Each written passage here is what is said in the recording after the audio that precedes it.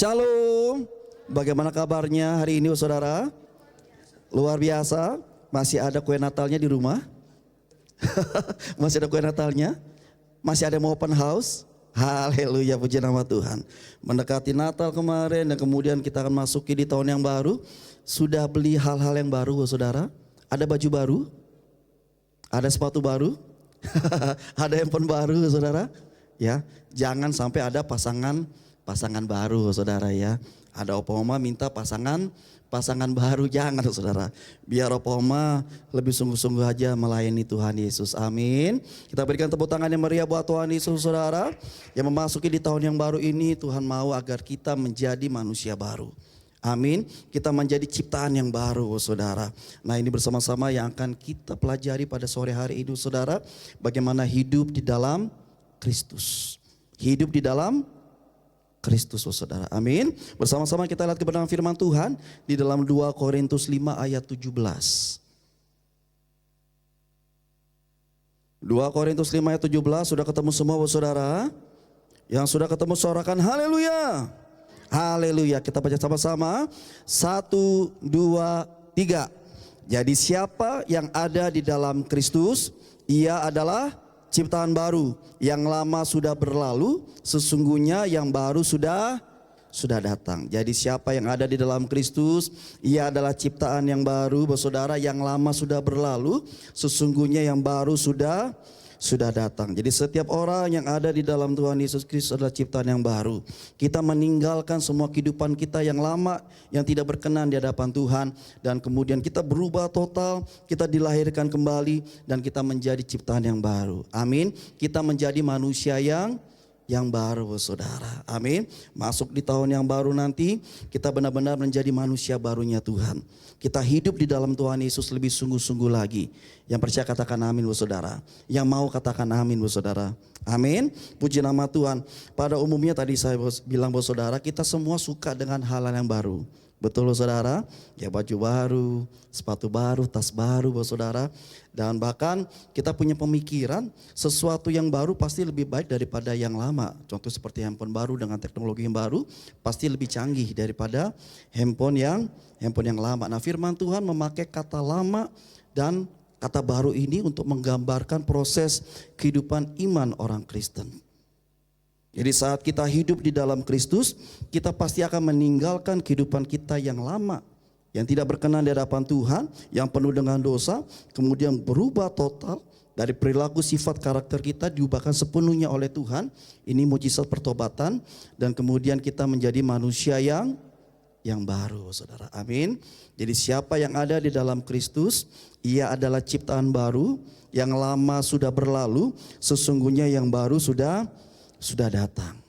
Saat kita hidup di dalam Kristus, kita akan memiliki hati, keinginan, kerinduan untuk mau menyenangkan hati Tuhan. Amin saudara. Dan kita yang mau menyenangkan hati Tuhan, pasti kita punya hidup yang akan berdamai dengan semua orang. Amin. Dan ketika kita mau berdamai dengan semua orang saudara, kita akan menjadi sangat benci kepada dosa-dosa kita yang lama, yang selalu mendatangkan masalah di dalam kehidupan kita. Ya, karena masalah di dalam kehidupan orang percaya, dalam kehidupan kita bisa datang, bisa hadir karena 3 faktor. Yang pertama adalah iblis, ya, karena dia sebagai penyebab utamanya, karena iblis datang untuk mencuri, membunuh dan membinasakan. Dia akan menggunakan segala macam tipu daya muslihatnya untuk menggoyahkan iman orang percaya, untuk menjatuhkan setiap orang percaya. Kemudian yang faktor yang kedua saudara, masalah bisa datang ke dalam kehidupan kita karena ketidaktaatan kita. Karena kita tidak taat, karena kita melawan firman Tuhan, karena kita tergoda dengan bujuk rayu iblis itu, yang akhirnya kita mau melakukan dosa. Dan ketika kita melakukan dosa ada akibatnya, ada konsekuensinya. Nah, yang ketiga saudara, masalah bisa hadir dalam kehidupan kita karena itu adalah proses pengujian dalam kehidupan kita. Amin saudara, katakan proses, katakan pengujian. Amin. Jadi masalah terkadang Tuhan izinkan terjadi dalam kehidupan kita untuk menguji kita, untuk membentuk kita, untuk mendewasakan iman rohani kita saudara. Agar iman rohani kita punya nilai yang semakin tinggi. Amin. Oleh karenanya hidup di dalam Kristus ini tidak terjadi hanya sekali. tetapi terjadi secara terus-menerus. Amin. Jadi setiap hari kita disempurnakan terus, setiap hari kita dikuduskan. Amin, Bapak Saudara. Karena ini kerinduan kita seperti tadi pujian, ku mau sepertimu Yesus. Bukan artinya kita menjadi sama seperti Tuhan, Bapak Saudara ya, tetapi kita mau disempurnakan selalu. Dan proses ini terjadi terus-menerus selama kita hidup di dalam dunia ini. Amin. Kita disempurnakan selalu, kita dikuduskan setiap hari. Amin, Bapak Saudara. Kita mau hidup di dalam Tuhan Yesus, amin. Kita bisa lihat tangan-tangan yang mau hidup dalam Kristus, Bapak Saudara. Kita berikan tepuk tangan yang meriah buat Tuhan Yesus. Nah, buktinya apa? Kalau orang Kristen hidup di dalam Kristus, yang pertama, Bapak Saudara, pasti orang itu taat kepada perintah Tuhan. Amin. Ketika Tuhan mengatakan A, dia pasti akan lakukan A. Ketika Tuhan perintahkan B, dia pasti akan melakukan B. Dia tidak akan negosiasi sama Tuhan. Tuhan boleh dong kalau masalah ini saya bohong-bohong kecil ya Tuhan ya. Bohong putih biasanya ya kata orang-orang kan. Bolehlah Tuhan. Nanti kalau saya bohong putih ada untungnya lebih banyak. Saya kasih persembahan ke gereja gitu. Cuci dosa. Ya saudara ya. Ada orang yang dimana dalam usaha bisnisnya, kalau hari Minggu boleh pakai Tuhan-Tuhanan. Tetapi kalau dari Senin sampai Sabtu, wah udah.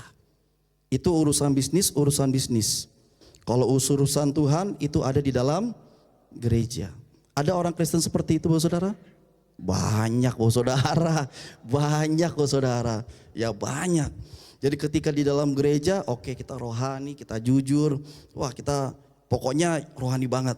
Tapi ketika di luar dari gereja, kembali ke dalam aktivitas sehari-harinya, di dalam bisnisnya, di dalam pekerjaannya, dalam usaha dagangannya, dari Senin sampai Sabtu, udah. Jangan pakai Tuhan-Tuhanan. Wah, pakai ilmunya sendiri, ya kan? Demi meraih untung yang lebih besar, akhirnya berbuat tidak jujur. Mau bohong kecil, mau bohong besar, dosanya sama nggak, saudara? Dosanya sama nggak, saudara? Sama, saudara. Sama-sama berdosa. Ya, saudara ya. Lebih baik kita ambil yaitu sikap untuk melakukan firman Tuhan dengan sungguh-sungguh supaya kita pasti diberkati Tuhan. Memang tidak mudah, saudara. Memang tidak mudah. Makanya inilah pertandingan iman kita selama kita di dalam dunia. Kalau mudah, saudara, namanya bukan pertandingan iman. Ya kan, saudara ya. Karena kan pada saatnya nanti di saat kita didapati tetap setia, kita akan disuruh oleh Tuhan beristirahat dari jerih lelah kita. Makanya di dalam dunia ini kita masih bertanding dengan pergumulan kita. Ada pertandingan iman rohani masing-masing, setiap orang berbeda-beda. Taat kepada perintah Tuhan. Amin, saudara. Memang tidak mudah, tetapi kita harus melakukannya. Amin. Yang kedua, saudara, bukti orang Kristen hidup di dalam Kristus, dia akan ikut teladan Tuhan Yesus. Amin. Dia akan ikut teladan Tuhan Yesus. Gak mudah, saudara, tapi harus kita lakukan. Amin. Di saat ada orang sedang menjahati kita, kita harus membalas dengan yang jahat. Wah, saya bisa lebih jahat lagi itu Tuhan. Enggak, saudara. Ketika ada orang menjahati kita, apa yang harus kita lakukan? Mengasihi. Ketika pipi kita yang kiri ditampar, apa yang harus kita lakukan? Kasih kaki kanan, saudara ya. Wah, kungfu sama aja berantem, saudara. Ya, ketika ditampar, kita berikan. Ya, ketika ada orang berbuat jahat dengan kita, artinya kita tetap mengasihi, saudara. Amin. Kita justru membalasnya dengan yang baik. Malah kita akan mendoakan. Amin, saudara. Memang tidak mudah, memang tidak gampang, saudara. Tapi kita harus ikut teladan Tuhan Yesus. Amin. Dan berbicara ikut teladan Tuhan Yesus juga ketika kita sedang menghadapi pergumulan kita di hari-hari ini, Tuhan Yesus mengajarkan kita punya iman percaya yang kuat. Amin. Iman sebesar biji sesawi saja dapat memindahkan gunung, saudara. Ya, menghadapi badai angin ribut dalam kehidupan kita, dengan iman percaya kita berkata diam dan jadilah tenang. Tuhan mengajarkan bagi setiap kita. Ikut teladan Tuhan Yesus. Amin. Baik secara kehidupan rohani karakter kita maupun ketika kita menghadapi pergumulan kita sehari-hari. Amin saudara.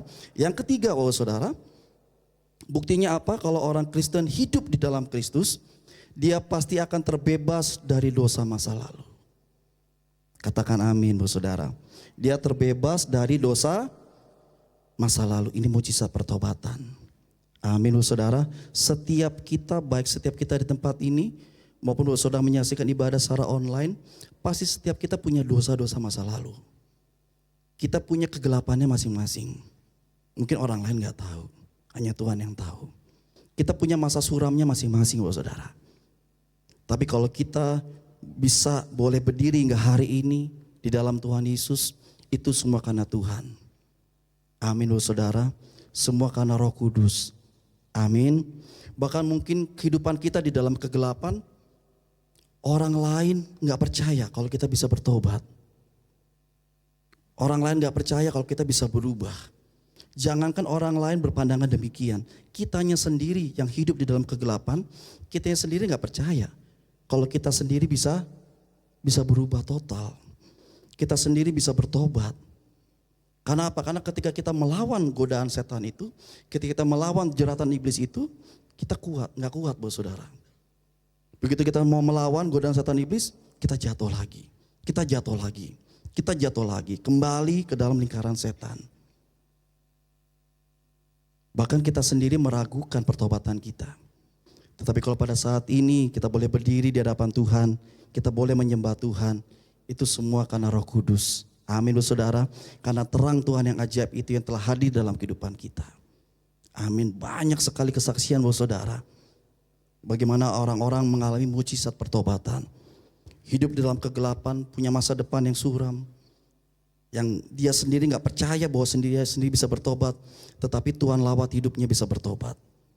Jadi orang yang hidup di dalam Kristus, pasti dia terbebas dari dosa masa lalu. Amin saudara. Setiap kita mau hidup di dalam Kristus, amin. Amin, kita berikan tepuk tangan yang meriah buat Tuhan Yesus kita saudara. Nah tadi kita belajar saudara, bukti orang Kristen yang hidup di dalam Kristus. Nah selanjutnya kita belajar saudara, ada 3 peristiwa proses pembentukan pengujian agar kita mempunyai hidup yang di dalam Kristus. Ya, di mana kita semua pasti akan mengalaminya, atau kita mungkin saat ini sedang mengalaminya, atau mungkin kita sudah pernah mengalaminya.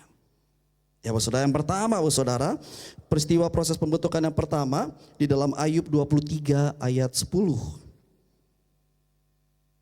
Ayub 23 ayat 10, firman Tuhan berkata, karena Tuhan tahu jalan hidupku, seandainya ia menguji aku, seandainya Tuhan menguji aku akan timbul seperti emas. Yang pertama proses pengujiannya, orang Kristen emas. Amin saudara, orang Kristen apa? Emas. Tahu emas saudara?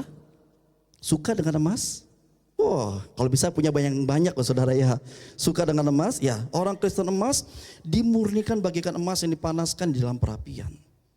Dan setiap emas pasti ada kadar yang berbeda-beda. Kadar 60, kadar 70. Kalau bapak saudara yang suka beli emas ya, yang tahu tentang emas, kadar 70, kadar 80. Kemudian ada kadar yang paling murni, kadar 90, nanti 24 karat saudara. Nah kadar yang 60 dengan kadar yang 80 tentu berbeda. Ya, baik dari tingkat kemurniannya maupun dari tingkat nilainya. Yang kadar 80 pasti lebih tinggi kemurniannya dibandingkan dengan kadar 60. Ya, yang kadar 80 pasti lebih mahal, lebih tinggi nilainya dibandingkan dengan kadar yang 60. Nah, Tuhan membentuk kita, saudara, memurnikan kita seperti emas. Amin. Dari kadar yang 60, kadar yang 70, kadar yang 80 untuk menjadi kadar yang 90 yang murni itu saudara. Kalau Bapak Ibu Saudara menyaksikan, mengetahui tentang proses pemurnian dari emas. Jadi dari emas itu ketika didapatkan, mungkin emas ini kadar 60, dia akan taruh di dalam wadah dan kemudian akan dileburkan. Dan setelah itu ada 2 unsur penting yang memurnikan dari emas ini, di mana di dalam wadah ini emas tersebut akan disiram, akan direndam dengan air keras. Tahu air keras saudara? Tahu air keras? Bukan es batu ya. Kalau es batu kan dingin sejuk saudara ya. Air keras tahu? Ya beberapa peristiwa kejahatan yang di waktu lalu kita mengetahui kan. Ada kejahatan yang dilakukan dengan air keras. Bahaya saudara. Jadi orang yang akan menggunakan air keras ini pasti dia menggunakan sarung tangan, dia akan menggunakan masker. Jadi emas di dalam wadah itu dia akan direndam, dia akan disiram dengan air keras. Setelah itu rendaman air keras ini akan ditaruh di atas api. Dipanaskan sampai mendidih saudara. Sudah disiram air keras, kemudian dipanaskan di api sampai mendidih. Sampai akhirnya menimbulkan warna biru. Nah kalau sudah menimbulkan warna biru, ini artinya logam-logam lain yang ada di dalam emas itu, entah tembaga, entah perak, itu mulai keluar. Mulai dipisahkan dari logam emas ini. Nah kalau warnanya masih pekat, maka oleh pembuat emas ini, dia akan membuang air keras itu dengan hati-hati. Kemudian akan diulang kembali tindakan tersebut. Disiram lagi air keras, direndam lagi air keras, kemudian ditaruh di dalam api dan kemudian dimendidihkan lagi. Sampai air keras yang mendidih ini tidak menimbulkan warna biru. Ketika sudah tidak lagi menimbulkan warna biru, ini artinya logam emas ini sudah murni. Sudah kadar 90. Ketika Tuhan memurnikan kita saudara, memang tidak nyaman. Memang tidak enak. Ketika Tuhan mengubahkan semuanya dalam kehidupan kita sesuai dengan maunya Tuhan. Memang tidak membuat kita, kayaknya gimana ya Tuhan. Tapi ketika kita masuk di dalam proses pemurnian Tuhan, ada masalah-masalah yang keras yang Tuhan izinkan terjadi dalam kehidupan kita.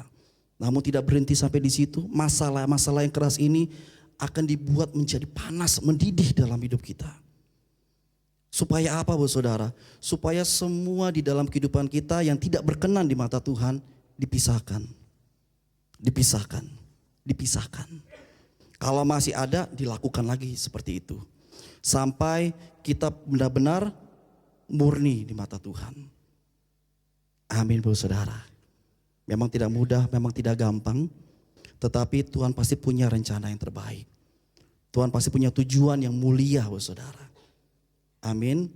Amin saudara. Nah begitu sudah murni, dibuanglah air kerasnya, kemudian dikeringkan, dan emas itu akan menjadi debu-debu emas. Dan proses itu tidak berhenti sampai di situ. Emas itu harus dipanaskan oleh api yang sangat panas. Kalau zaman sekarang ada yang namanya tongkat las, keluar api las kan panas sekali. Dipanaskan, kemudian sampai mencair, dileburkan dan menjadi bentuk yang kita inginkan. Jadi proses pemurnian Tuhan memang tidak mudah, memang tidak gampang, memang tidak nyaman ketika Tuhan ubahkan semuanya di dalam kehidupan kita. Tetapi semuanya akan bernilai tinggi. Amin saudara. Bukan hanya di mata Tuhan. Karena maksud Tuhan untuk membentuk kita adalah untuk menjadi berkat bagi banyak orang. Amin. Kita berikan tepuk tangan yang meriah buat Tuhan Yesus kita saudara. Yang kedua saudara, kita akan mengalami pembentukan pengujian seperti Yesaya 40 ayat 31. Yesaya 40 ayat 31, firman Tuhan berkata, tetapi orang-orang yang menanti-nantikan Tuhan mendapat kekuatan baru. Mereka seumpama raja wali yang naik terbang dengan kekuatan sayapnya. Mereka berlari dan tidak menjadi lesu. Mereka berjalan dan tidak menjadi lelah. Yang kedua proses pembentukan pengujian kita sebagai orang percaya adalah orang Kristen raja wali. Orang Kristen burung raja wali, bukan burung beo saudara ya. Kalau orang Kristen sudah dibilang burung beo, itu mulai agak saudara. Tahu burung beo? Tahu burung beo saudara? Ya. Ciri khas burung beo apa saudara? Mengulangi perkataan, benar enggak ya? Ya kan, mengulangi perkataan. Jadi ada dua kemungkinan kalau orang Kristen mulai disebut, wah ini orang Kristen burung beo nih. Yang pertama, ya entah ada penyakit latah, begitu dikagetin ayam gitu. Begitu dikagetin kucing meong. Yang kedua, bisa jadi orang itu tukang tukang gosip saudara. Mengulangi perkataan dari sini ke situ, bahkan ditambah-tambahkan. Ya, tetapi kita orang Kristen burung Raja Wali. Amin saudara. Nah, burung Raja Wali ini berbeda dengan burung-burung yang lainnya saudara. Ya, burung Raja Wali ini tidak takut dengan angin kencang. Dia tidak takut dengan badai saudara. Kalau burung-burung lain ketika tahu angin kencang atau badai mau datang, dia akan menghindar, akan lari menghindar, akan bersembunyi dari angin kencang badai itu. Tetapi burung Raja Wali berbeda. Dia malah suka kepada angin kencang. Dia malah suka kepada badai saudara. Amin. Jadi ketika dia tahu badai kehidupan, badai angin kencang itu mau datang, Raja Wali akan menguasai dirinya. Dia akan menjadi tenang dan dia akan melihat, menantikan kapan waktu yang tepat dia akan gunakan angin kencang itu untuk terbang lebih tinggi, untuk melayang lebih jauh dan lebih tahan lama di atas. Nah, firman Tuhan gak sembarangan, firman Tuhan tidak salah kalau menggunakan perumpamaan burung Raja Wali ini sebagai orang-orang percaya. Kita diharapkan sebagai anak-anak Tuhan, orang-orang Kristen yang ketika menghadapi badai kehidupan, ketika menghadapi angin kencang kehidupan dalam kehidupan kita, kita menjadi orang-orang Kristen seperti burung Raja Wali. Amin saudara. Jadi ketika angin kencang datang, ketika badai terjadi, kita tidak takut, kita tidak cemas. Amin. Kita tidak panik saudara. Karena kalau orang sudah panik, maka hal-hal yang sebetulnya sederhana akan menjadi sangat sulit untuk dilakukan. Betul apa betul saudara? Iya. Ketika kita gak ada beban sekali apapun, kita bisa melakukan pekerjaan ini yang sederhana. Tetapi ketika kita panik saudara, hal yang biasa kita kerjakan sederhana bisa menjadi sangat sulit. Ya, Tuhan membentuk kita untuk menjadi orang Kristen seperti burung Raja Wali. Kuat, gagah berani, saudara ya, cerdik seperti burung Raja Wali. Amin. Nah, tapi kebanyakan kan orang Kristen ketika angin kencang, ketika badai masalah datang, kebanyakan apa yang dilakukan saudara? Menghindar kan? Menghindar, melarikan diri, takut, menyalahkan keadaan, menyalahkan orang lain, bahkan akhirnya menyalahkan siapa? Menyalahkan Tuhan. Yang Tuhan harapkan dari proses pengujian orang Kristen sebagai burung Raja Wali, ketika ada angin badai kencang datang dalam kehidupan kita, kita tidak menjadi takut. Amin. Kita hadapi bersama dengan Tuhan. Kita menguasai diri bersama dengan Tuhan. Kita jadi tenang. Dan bersama dengan Tuhan kita melihat waktu yang tepat. Kita gunakan angin kencang itu untuk kita semakin terbang lebih tinggi dan melayang lebih jauh. Amin saudara. Kita berikan tepuk tangan yang meriah buat Tuhan Yesus kita saudara. Puji nama Tuhan. Karena sebetulnya Tuhan Yesus ingin membawa kita ke dalam level yang lebih tinggi lagi. Amin saudara. Baik dalam pekerjaan, baik dalam usaha, baik di dalam studi kuliah kita untuk yang pelajar, baik di dalam keluarga kita. Tuhan ingin membawa kita ke dalam level yang lebih tinggi lagi. Jadi ketika ada badai itu datang, hadapi bersama dengan Tuhan. Amin. Tidak lari, tidak bersembunyi, tapi hadapi bersama dengan Tuhan. Kuasai diri saudara, jadilah tenang supaya kita tidak mengambil keputusan yang salah. Dan kemudian melihat waktu yang tepat bersama dengan Tuhan, kita pasti diangkat lebih tinggi. Amin saudara, melayang lebih jauh. Kita sekali lagi berikan tepuk tangan yang meriah buat Tuhan Yesus kita saudara. Kemudian yang ketiga saudara, kita akan mengalami proses pembentukan seperti Yeremia 18 ayat 4. Yeremia 18 ayat 4, firman Tuhan berkata, apabila bejana yang sedang dibuatnya dari tanah liat di tangannya itu rusak, maka tukang periuk itu mengerjakannya kembali menjadi bejana lain menurut apa yang baik pada pemandangan saudara. Nah yang ketiga saudara, kita mengalami proses pembentukan orang Kristen bejana yang indah. Amin. Orang Kristen sebagai bejana yang indah saudara. Bagaimana Tuhan membentuk setiap kita? Ya proses kehidupan ini saudara kita akan jalani, di mana kita akan dibentuk seperti orang membuat bejana. Kita akan terus menerus dibersihkan, dibentuk, dipersiapkan untuk tujuan Tuhan yang besar. Amin. Sebagaimana bejana dalam proses pembentukannya, yang pertama saudara, pengrajin atau tukang periuk itu ketika dia akan membentuk yaitu bejana, hal yang pertama dia lakukan, dia akan membersihkan tanahnya terlebih dahulu. Ya, tanah akan dibersihkan dari kotoran-kotoran yang ada. Jadi tanah yang digunakan untuk membentuk bejana adalah tanah yang bersih. Tanah yang bersih. Demikian juga setiap kita, saudara. Ketika kita mau dibentuk oleh Tuhan, yang pertama-tama Tuhan lakukan, Dia akan membersihkan kehidupan kita. Amin. Kehidupan kita dibersihkan dari segala dosa. Kehidupan kita dibersihkan dari semua yang jahat di mata Tuhan. Yang akhirnya kita menjadi bersih, inilah pertobatan. Inilah langkah awal untuk proses pembentukan. Yang kedua, bagaikan bejana, Tuhan membentuk kita sesuai dengan keinginannya. Amin, saudara. Tuhan membentuk kita sesuai dengan tujuannya Tuhan. Sesuai dengan kehendaknya Tuhan. Jadi dari sebuah tanah yang tidak berarti, yang akhirnya menjadi sebuah bejana yang indah dan siap digunakan. Tetapi kita harus siap untuk setiap prosesnya.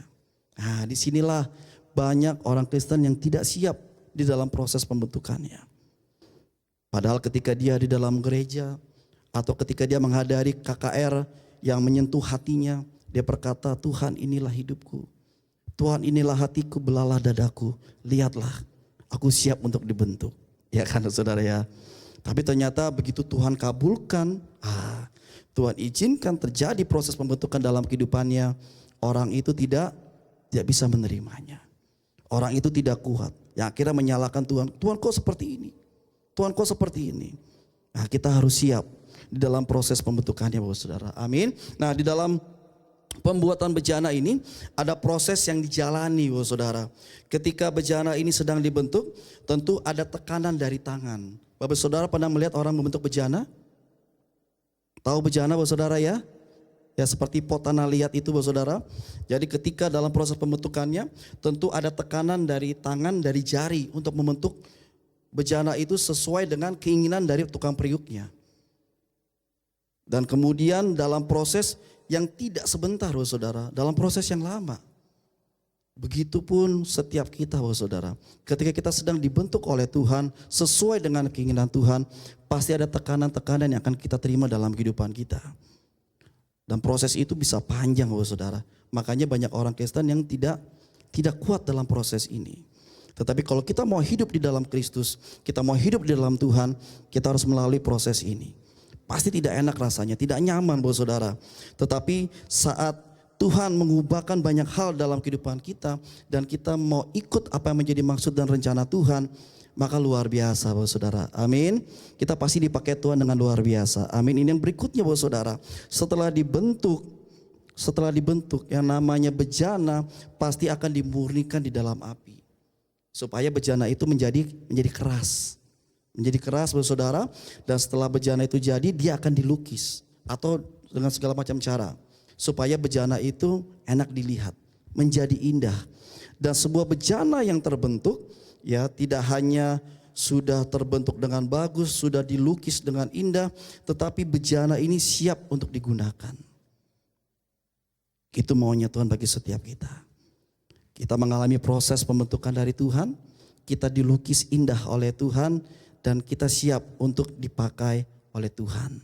Amin, Bapak Saudara.